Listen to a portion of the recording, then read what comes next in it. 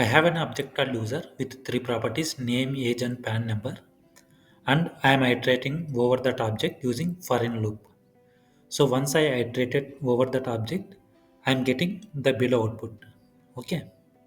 My requirement is to hide this PAN number because this property is sensitive data. Okay. So how can we hide some specific properties in JavaScript? To know how we can hide, you need to know about one flag called enumerable.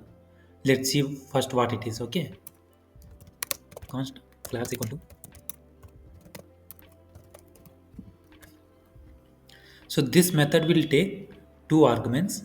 One is the current object which is user here and the property which we are looking into. So in our case it's PAN number, right?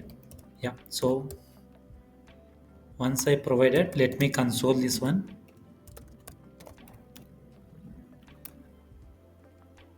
So we got these three flags. I have discussed about writable and configurable in other videos. You can get the links for the same in the description or in the end cards. You can go and check them. So today we can discuss about enumerable. So if enumerable is true, that means that specific property will be eligible to iterate. Okay.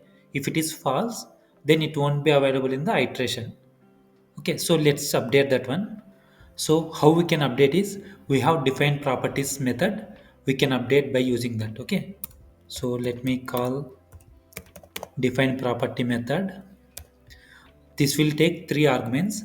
One is user object and then the particular property name which is PAN number here, and the third argument will be object where we need to update the flag name. Okay, so in our case we have to update enumerable, right? So enumerable which has to be false.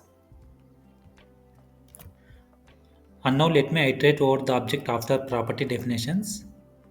So I can remove this console log here, and then let's see we got first two properties which is name and age, but we haven't got the PAN number. So that's how you can separate the sensitive data from iterating.